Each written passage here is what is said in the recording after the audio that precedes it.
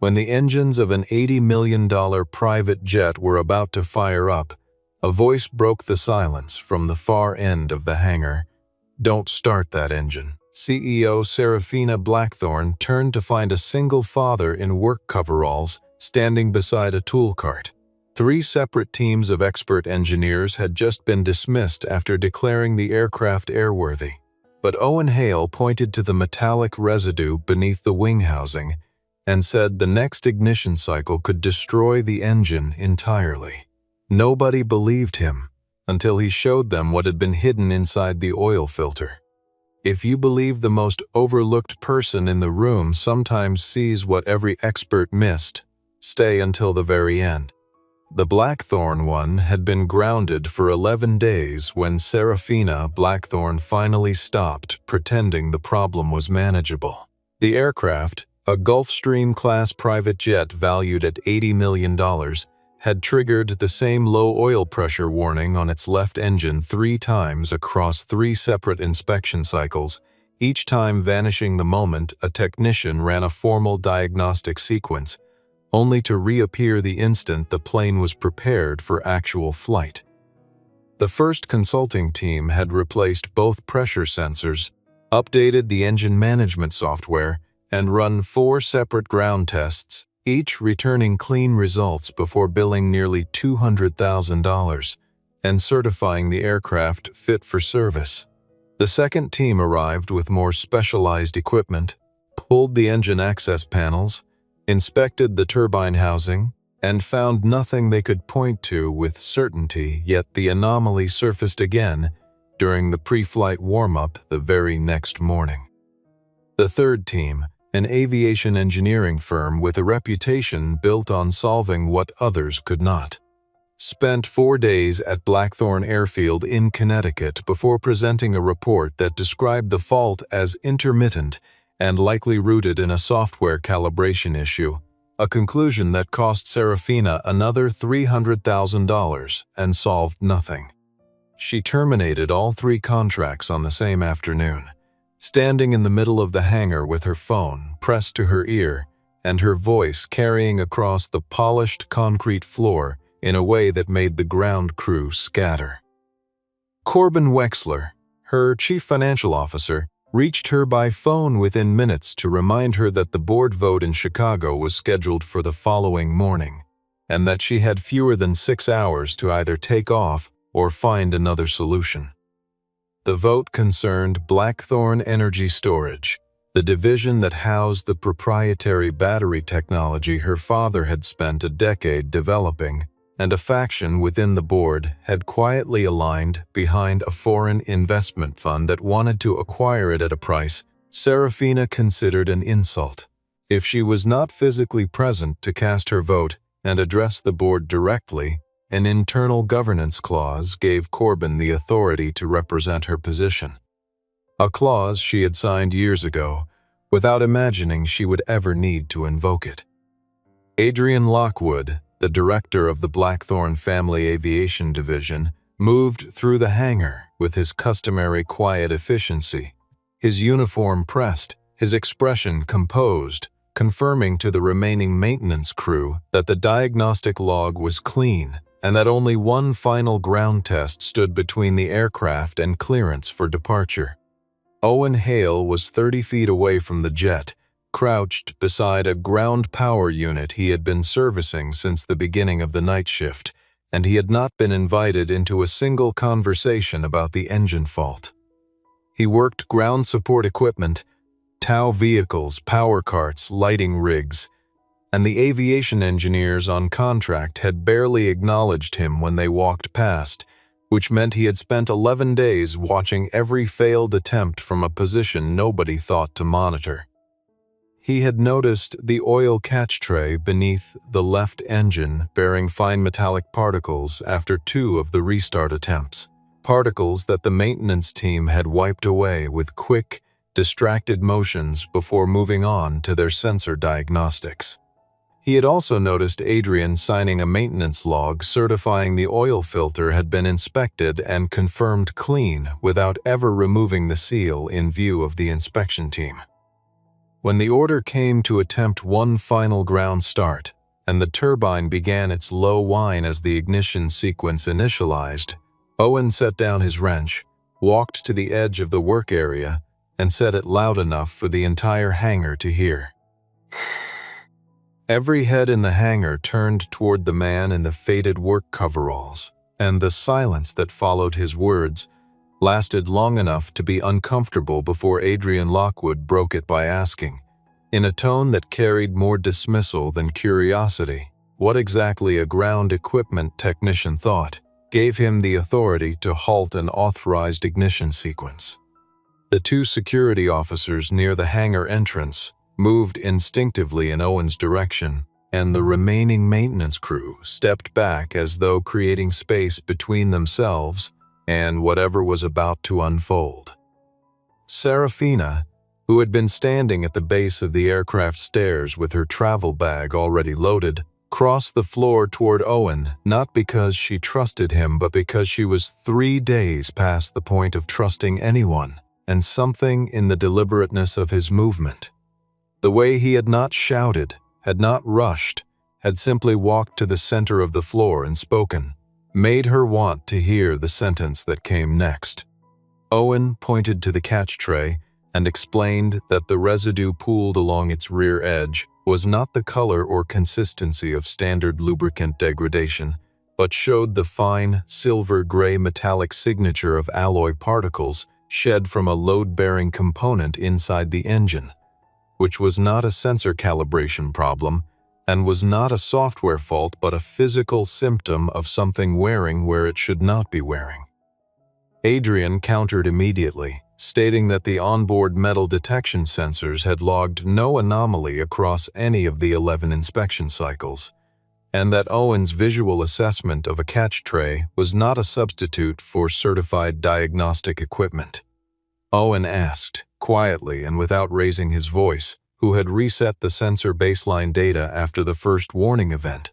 and the question produced the kind of silence that only arrives when a room knows the answer and no one wants to say it aloud. He then requested that the oil filter, the one documented in the maintenance log as having been replaced with a certified new unit 2 days earlier, be physically removed and opened in front of everyone present, a request Adrian agreed to with the visible confidence of someone expecting to be proven right. The filter canister came out of the engine housing and looked, from the outside, exactly as a new component should look. Clean housing, unscratched exterior, date stamp aligned with the log entry.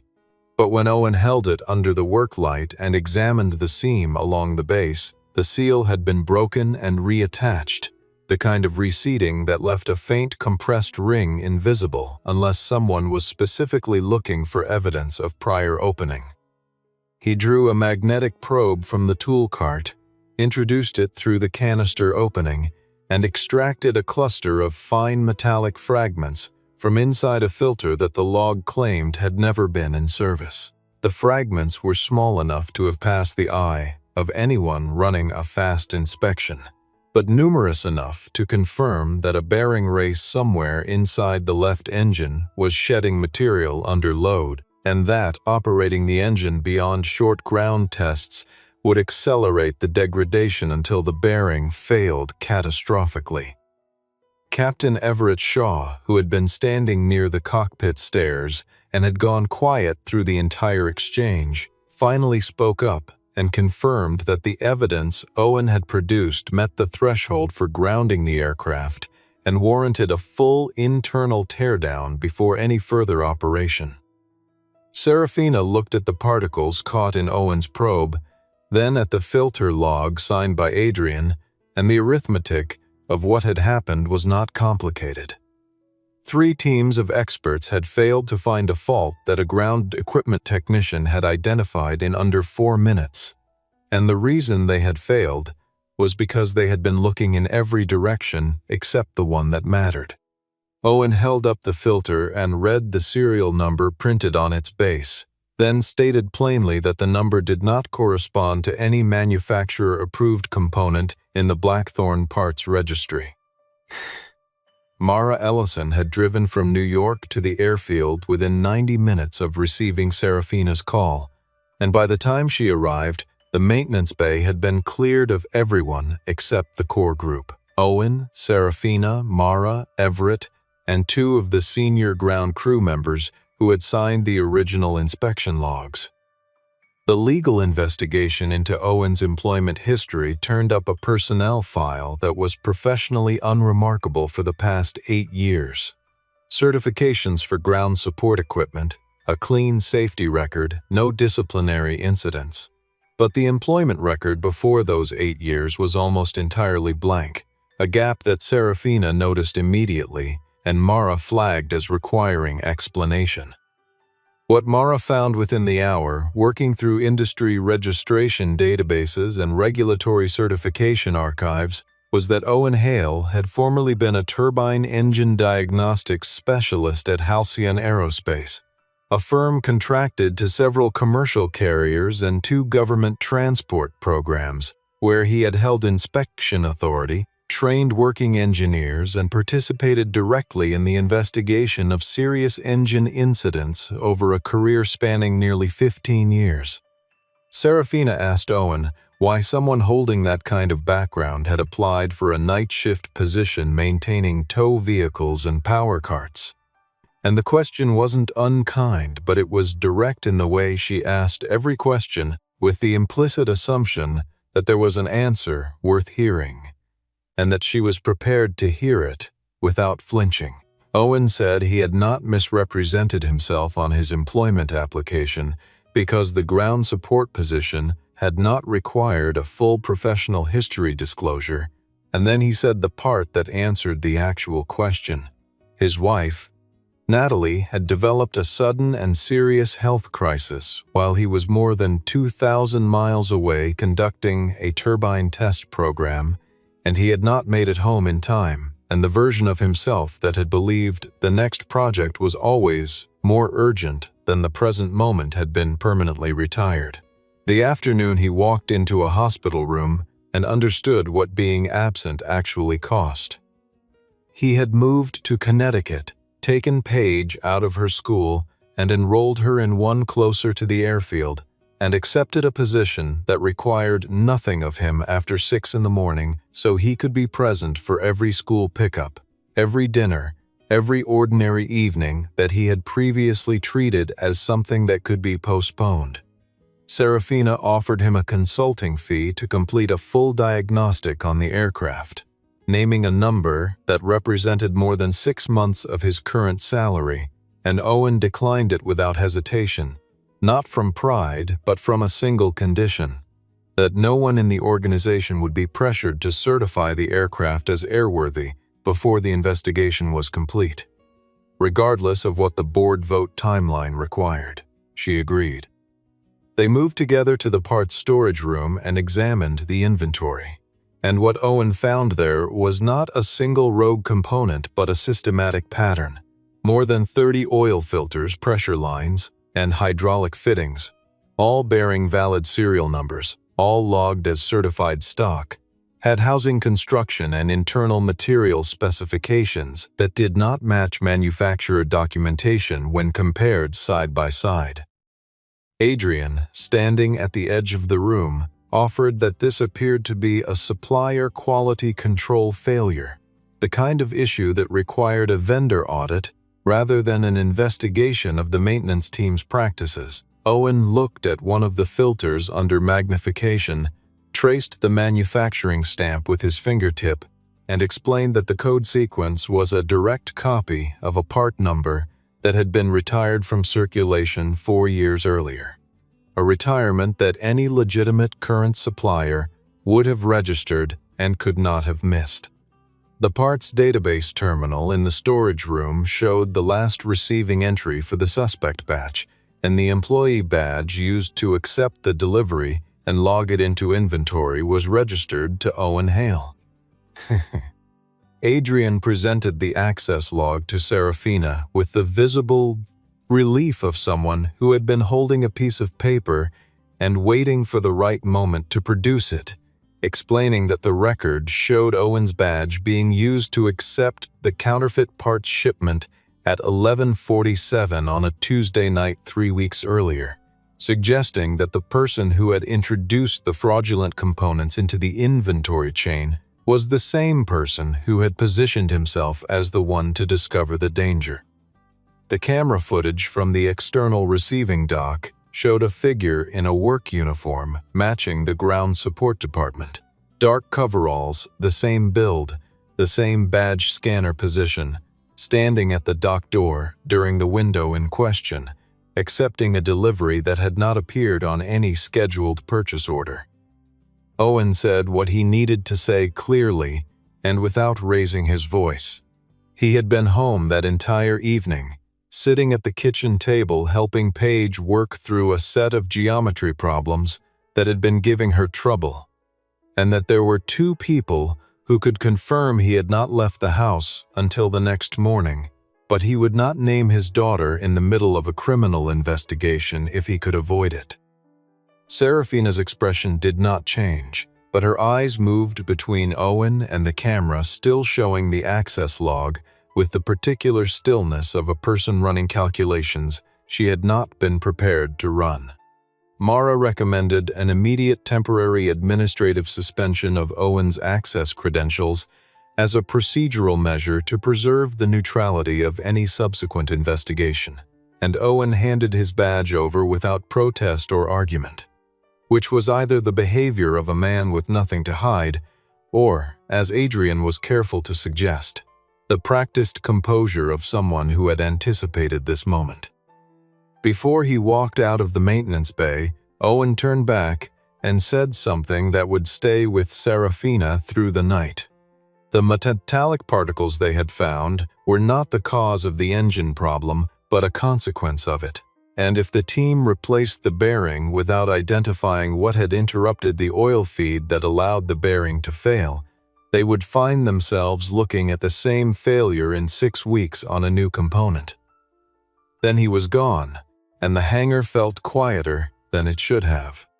Paige was already awake when Owen got home, sitting at the kitchen counter with a glass of water and the particular expression she had inherited from Natalie.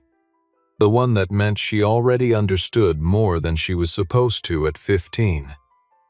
Owen told her there had been a situation at work, and that some people had decided he was responsible for something he had not done, and Paige asked whether he was going to fight it or wait for it to resolve on its own the way he usually waited for things. He said some problems needed distance before they became clear, and she told him that distance was sometimes just another word for silence, and that silence had not done either of them any favors in the year after her mother died. Meanwhile, Serafina had called a private aviation charter service to secure an alternative aircraft for the Chicago flight, and was informed within 20 minutes that every suitable aircraft within range had been committed elsewhere on short notice.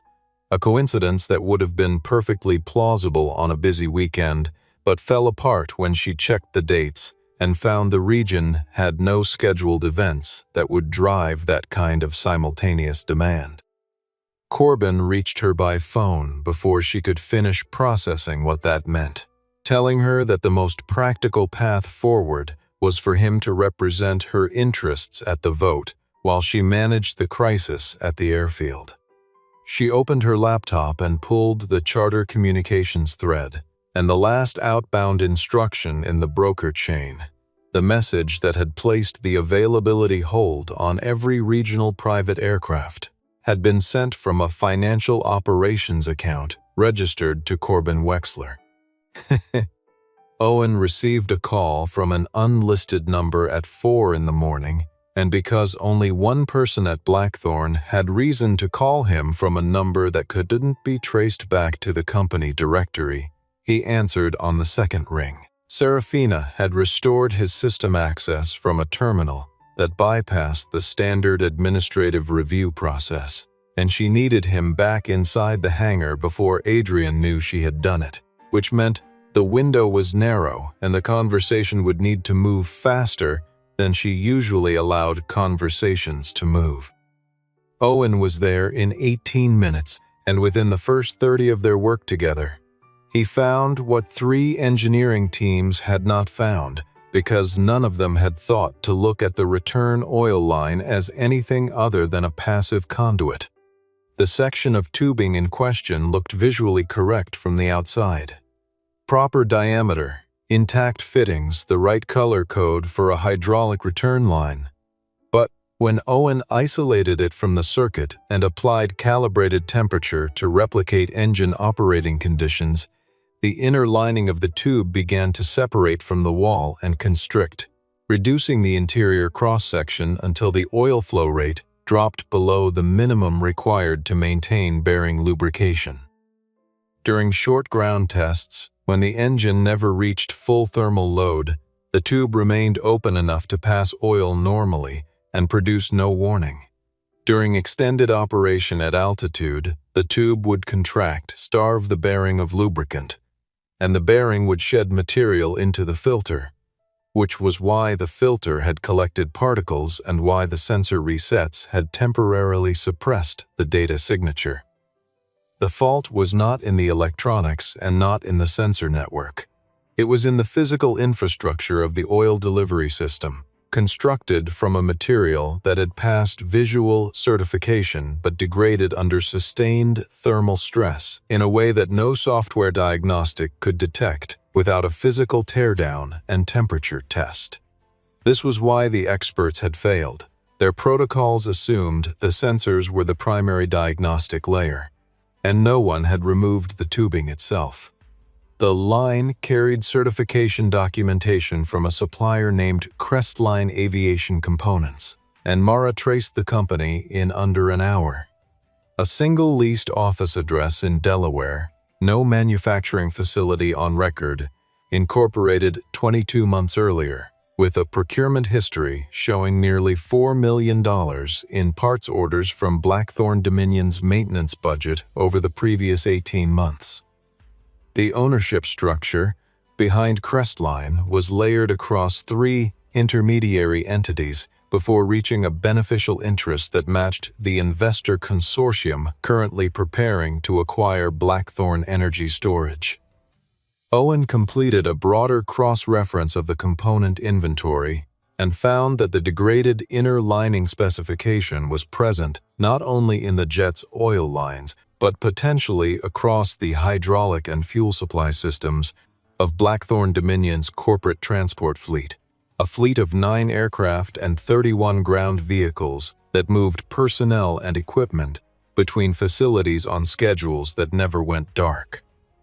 If every affected component needed emergency replacement and every vehicle needed to be grounded pending inspection, the operational disruption would run into the tens of millions of dollars before a single legal claim was filed. Corbin appeared at the hangar shortly after 5 in the morning with the unhurried posture of someone who had been expecting to find the situation contained, and he told Serafina that the sensible path was to replace the affected components on the jet quietly, clear it for flight, get her to Chicago, and handle the supplier audit as an administrative matter after the vote. Owen said, without directing the statement at Corbin specifically, but making sure the words were clear in the room, that there were pilots and passengers operating on the other vehicles whose safety had no connection to Blackthorn's board calendar, and that grounding the fleet for proper inspection was not a business decision, but a minimum obligation. Serafina stood at the center of the hangar between the 2 men, between the version of her life that required her to protect the company by moving fast, and the version that required her to stop, and she looked at the oil line sitting on the work table with its inner lining peeled back like something that had been quietly failing for a long time. She ordered a full operational stand-down of every vehicle in the Blackthorn Transport Division and accepted in the same breath that the order might cost her the CEO title before the sun came up. By 6 in the morning, the hangar had become its own kind of office, with Mara on one end of a folding table cross-referencing Crestline's invoice history against the maintenance budget line items, and Owen on the other end disassembling a second oil line section to confirm the degradation pattern was consistent across the batch, and Serafina in the middle of both processes, no longer playing the role of the executive directing from a distance, but functioning as a third set of hands and a second brain on every document that needed reading. Without the insulation of assistants and conference rooms and the physical architecture of a corporate headquarters, something about the separation between her and Owen flattened naturally, not out of sentimentality but out of the shared logic of a problem that had no room for titles. She told him, somewhere around 7, that her father had built Blackthorn Dominion on a single governing principle, that no Blackthorn ever showed the board, the press, or the shareholders a wound they could not explain, or a mistake they had not already corrected. He had been a self-made man who understood that confidence was partly performance, that the performance was not dishonest if you were genuinely competent, but who had never quite resolved the tension between showing strength and admitting the cost of being human. After his death, Serafina had absorbed the principle without inheriting the man's underlying ease with it, which meant she had spent 7 years managing her own uncertainty through control,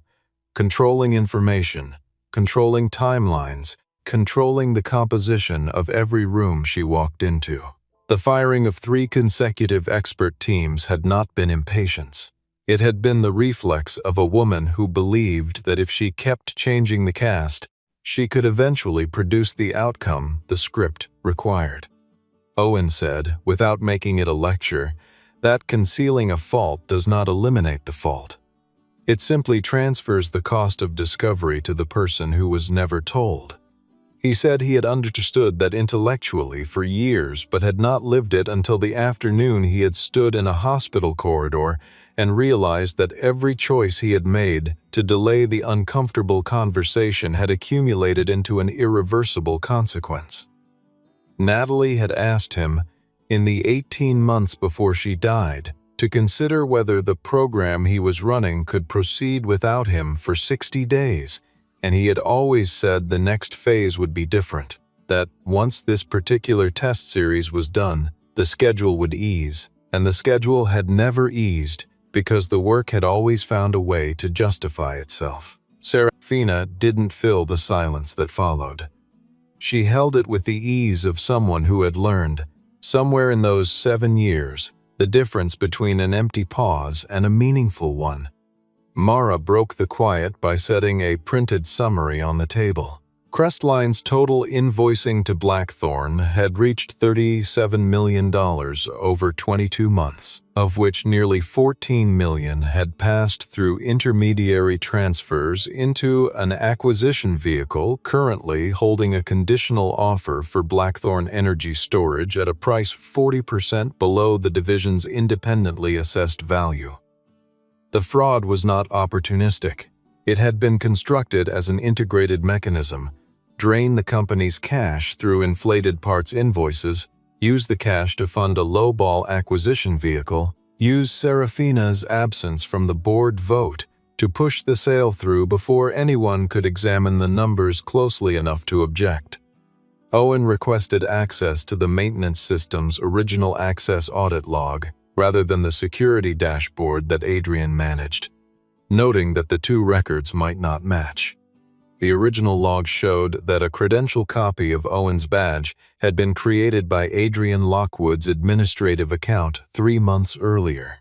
6 days after Adrian had accessed Halcyon Aerospace's public certification archive and looked up Owen's former specialist designation.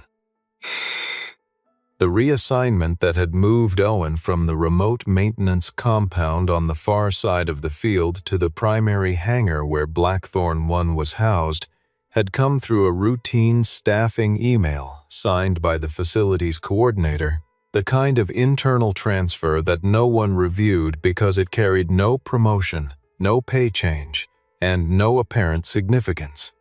Owen had accepted it because the schedule was marginally better and the commute was shorter, and he had not thought to examine the timing or the origin of the request. Looking at it now, with the full sequence visible, the architecture of the setup was clean. A former engine specialist, known to Adrian through a professional archive search, who had left the industry under circumstances that made him unlikely to draw attention to himself, placed within observing distance of a fault that had been deliberately introduced, with a credential copy waiting in the system to attach his name to the part's delivery the moment the investigation opened. He had been chosen not despite his knowledge but because of it. Because a man with his background who was found near fraudulent aviation components would generate exactly the kind of ambiguous suspicion that an investigation would spend weeks untangling.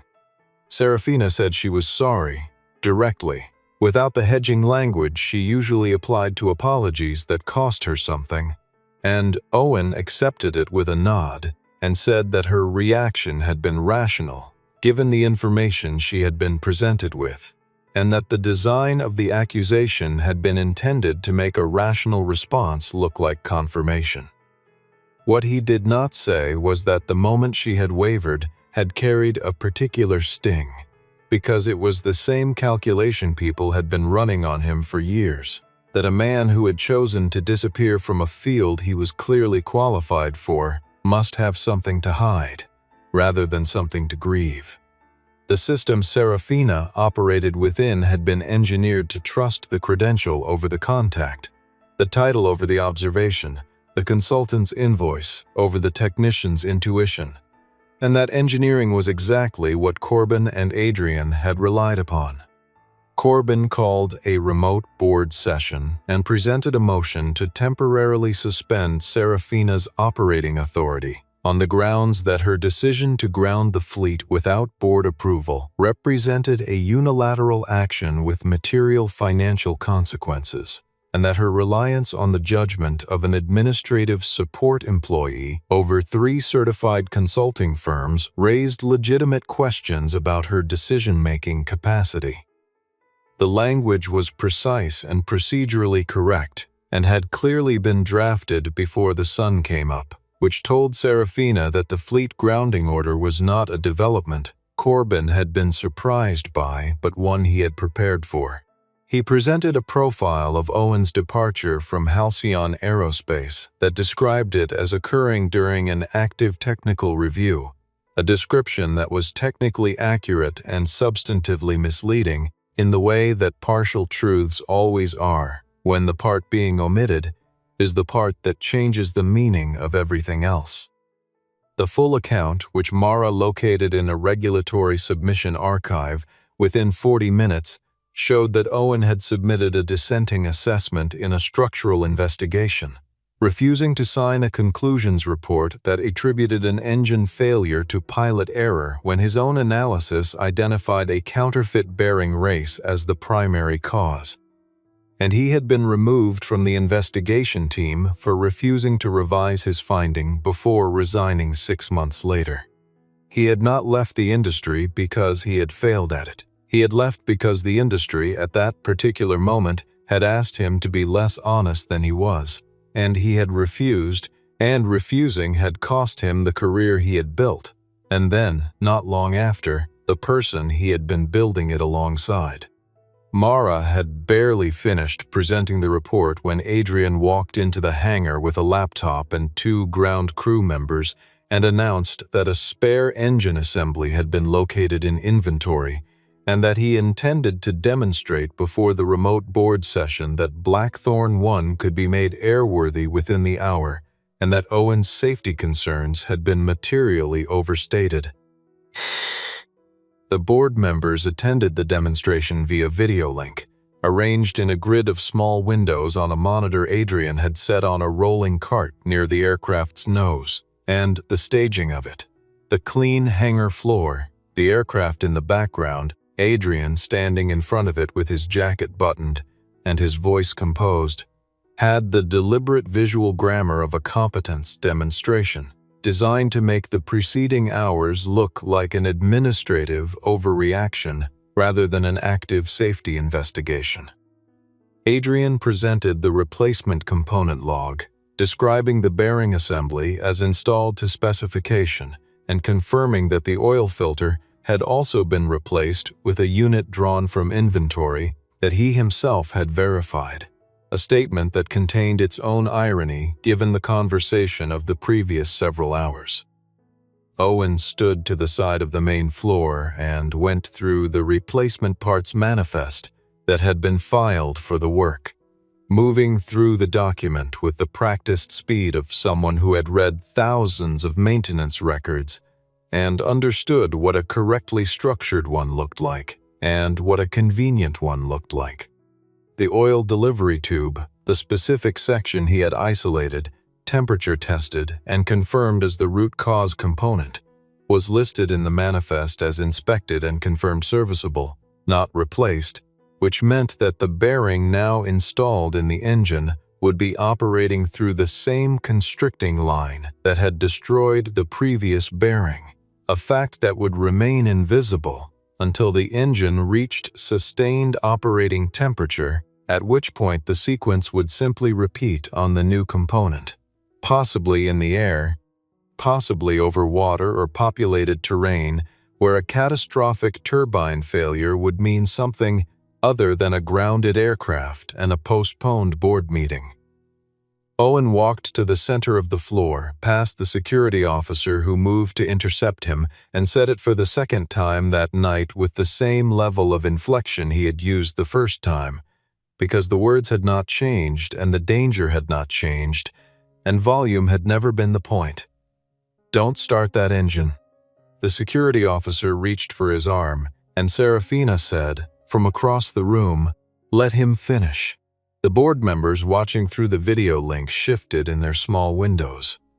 Owen turned to the manifest and requested, in the presence of the board, that the oil return line segment identified by serial number be physically removed from the aircraft and subjected to a live temperature cycling test, the same test he had run 4 hours earlier, on camera if the board required it. The test took 9 minutes. The section of tubing was removed, mounted in a heat fixture, and brought to engine operating temperature while the board watched, and at the point where the temperature crossed the threshold Owen had identified, the inner lining of the tube contracted visibly, collapsing the interior channel to a fraction of its rated diameter. Captain Everett Shaw, watching from the hangar entrance where he had been standing in silence since the earliest hours of the morning, looked directly into the camera feed and told the board that he would not operate the aircraft with that component in the system. Mara presented the serial number registry, the Crestline corporate documentation, the financial transfer records, and the original access log showing Adrian's credential copy. Adrian, watching the board's expressions shift in their small windows, began explaining that the procurement decisions had been directed above his level and that the financial arrangements between Crestline and the acquisition vehicle were outside his knowledge. Corbin, from a separate video window, stated that Adrian had operated independently and that any procurement irregularities were the responsibility of the aviation division, not the CFO's office. Before the board could begin deliberation, the acquisition vehicle's automated transfer instruction executed, and the first tranche of the Blackthorn Energy Storage sale transaction, valued at $900 million, initiated its clearing process, scheduled to complete in 28 minutes. Serafina made the decision without consulting Corbin and without waiting for board consensus, which was consistent with the behavior that Corbin's motion had characterized as a governance failure and consistent also with the behavior that had actually kept the company functional across the 7 years since she had inherited the CEO chair. She did not need to be in Chicago if she could prove that the vote had been constructed on a foundation of financial fraud, that the depletion of the company's asset value, the artificial depression of the division's valuation, and the coordinated absence of the controlling shareholder had been engineered rather than coincidental. Mara drafted an emergency injunction filing citing material evidence of transactional fraud and requesting a freeze on the clearing process. But the filing required documentation showing that funds from Crestline had passed directly into the acquisition vehicle, a connection that the layered corporate structure had been designed to obscure. Owen thought of the maintenance diagnostic terminal still installed in the aircraft's forward avionics bay, the onboard computer that logged every parts transaction for the aircraft automatically, in compliance with aviation regulatory audit requirements, to a local data partition that operated independently of the company's main server infrastructure. Adrian had deleted the procurement records from the corporate maintenance database from the network side, but he had no mechanism for reaching the aircraft's internal diagnostic partition, which stored a local backup of every invoice associated with the aircraft's maintenance history as a regulatory failsafe. Owen opened the terminal with the manufacturer's engineering access code, a sequence he had memorized during his time at Halcyon Aerospace and never used since, and recovered 17 invoice records linked to Crestline, showing a per-unit markup on standard parts that ran between 600% and 1,200% above market rate across the previous 18 months. 3 of the invoices contained routing metadata that showed the surplus above cost being transferred in batches to a numbered account that Mara matched in under 15 minutes to the acquisition vehicle's operating fund. She submitted the documentation package to the board, to the company's primary banking institution, and to the Financial Oversight Authority simultaneously, attaching a request that the clearing process be suspended pending investigation of the transfer source. The hold was placed with 4 minutes remaining in the window. The transaction did not complete. The board voted to rescind Corbin's proxy authority, to restore Serafina's operating powers, and to commission an independent review of the maintenance procurement program and the aviation division's leadership structure. Adrian, confronted by the full evidentiary record and informed that Corbin had publicly described the procurement arrangements as the aviation director's independent decision, agreed to cooperate with investigators in exchange for a consideration he negotiated through legal counsel. Serafina announced publicly that the company was initiating a complete audit of its parts supply chain, grounding the transport fleet pending independent safety verification, and establishing a remediation fund for any partner organization that had received Crestline components through Blackthorn's distribution channels. The stock price declined 12% in the 2 days following the announcement, and several financial analysts characterized the disclosure as damaging, and several others characterized it as the only decision available to a company that wanted to exist in 5 years rather than survive a larger collapse in 2. Owen had not saved the company by getting Serafina to Chicago on time. He had saved it by making the case, with a section of constricted oil tubing on a work table, that the engine she was trusting was not the engine she believed it to be. She asked him, when the last of the board windows had closed, if he would personally oversee the restoration of Blackthorn 1. 3 months passed before the aircraft flew again, and the interval was not delay but care. Every component in the supply chain, sourced through a verified alternative procurement process, every replacement part physically inspected against manufacturer documentation rather than accepted on the basis of a certificate that could be copied, every maintenance log reviewed by an independent technical authority before being filed. The fleet restoration was overseen by Owen, who had accepted an interim advisory position that carried no title he cared about, but gave him access to the systems he needed and the authority to stop work at any stage without requiring sign-off from the executive floor. Corbin's case moved through preliminary hearings with the particular slowness of corporate fraud investigations, which build their foundations carefully because the architecture of the crime has to be understood before the prosecution can describe it to people who were not in the hangar at 5 in the morning, watching inner linings contract under heat. Serafina redesigned the aviation division's reporting structure so that technical safety concerns could be elevated directly to the board without passing through the chain of command that had been managed by the people doing the concealing. And she created a funded independent safety review panel whose members had no other relationship with the company and whose findings were published quarterly to the company's stakeholders. She had offered Owen the directorship of the panel, and he had taken longer to answer than she had expected. Standing in the hangar, they had both learned by heart over the course of one very long night,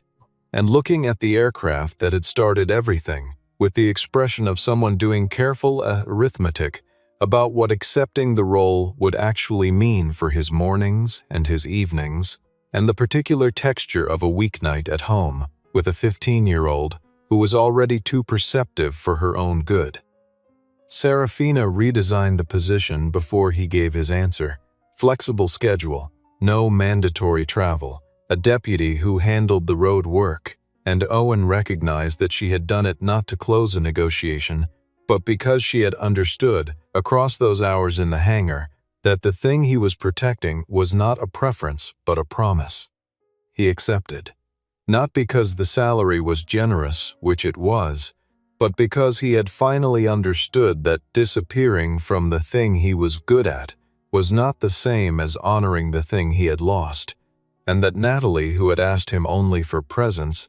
would not have recognized the version of him that spent his evenings in a maintenance bay hiding from a career that wanted him back. Paige came with him to the airfield on the morning of the final pre-flight inspection, standing outside the hangar in the early light with her hands in her jacket pockets, watching her father move through the engine access checks with the fluid ease of a person doing something they were built for. She told him he looked different when he was working, that he looked like he was actually there rather than just nearby, and he hugged her and said he would be home for dinner. And she said she knew, and both of them understood that the knowing was new. The engine started clean. The turbine tone rose steady, and even through its test cycle, no vibration, no hesitation, no signature of metal in distress, just a machine performing exactly as it was designed to perform when every component inside it was exactly what it claimed to be. Serafina stood beside Owen as the cycle completed and asked if he was ready to come along on the test flight, adding that he could say no without explaining himself. He said yes, because it was a short run and Paige already had the schedule, and because it had been a long time since he had been in the air for a reason that was not somebody else's emergency. When they were airborne and the Connecticut coastline resolved below them into its geometry of water and land and small winter light, Serafina told him she used to believe that real authority meant the ability to make things move exactly when and how she needed them to move. Owen said that in his experience, the hardest authority to exercise was the kind that required you to stop the machine before it destroyed itself, and that most people only learned to exercise it after the first time they hadn't. They landed without incident, and on the tarmac with the engines cooling and the crew moving through post-flight checks in the early afternoon quiet, Serafina asked Owen whether he was free for dinner, and said clearly that she was asking as herself and not as anyone's employer. 1 year after the night Owen Hale had walked to the center of a hangar and said 9 words that stopped an $80 million machine, Blackthorn Dominion became the first company in its sector to submit its complete aviation parts supply chain to a published independent audit, with every component vendor verified against manufacturer records and every procurement transaction made available for external review on a quarterly basis. Owen still kept his old tool cart in the corner of his new office, not as a decorative statement, but because he had worked beside it for years and it felt wrong to put it somewhere it couldn't be seen. There were no framed commendations on the wall. Only a photograph of Natalie holding Paige in a hospital room, taken on a morning Owen had been present for, and a second photograph of Paige at the airfield on the day of the test flight, squinting against the winter light with her hands in her pockets, looking entirely unimpressed by the aircraft her father had spent 3 months restoring. Serafina still ran her company with precision and high expectations, but the meetings changed. Every safety review began with questions directed at the people whose hands touched the machinery, not the people whose names appeared on the org chart above them. What she had taken from the hangar was not a lesson about trusting intuition over expertise, but something more specific, that the person closest to the machine is the one most likely to hear it asking for help. Mara had told her, in the weeks after the investigation closed, that the most defensible thing Serafina had done across the entire crisis was not the injunction filing, or the board address, or the public disclosure. It was the moment she had looked across the hangar floor at a man with no title and said, in front of her security staff and her aviation director and the full weight of a board vote that could cost her everything, let him finish. What Owen had given her, in the end, was not a repaired engine. He had given her the same thing he had given himself that morning when he walked to the center of the floor and spoke into the silence of a room full of people who expected him to stay quiet. The understanding that the most important thing you can do sometimes is stop the machine before it takes everything with it when it goes. Owen left the anniversary ceremony at 6:45. Paige was waiting, and dinner was already on the table, and for the first time in a long time, the man who had once been the person most capable of hearing metal cry out for help had also learned to hear what the people he loved were asking for. Not the next project, not the next flight, but simply the ordinary, irreplaceable fact of him being there. Some engines, when treated with honesty and care, and the courage to stop them before they fail, run clean for a very long time.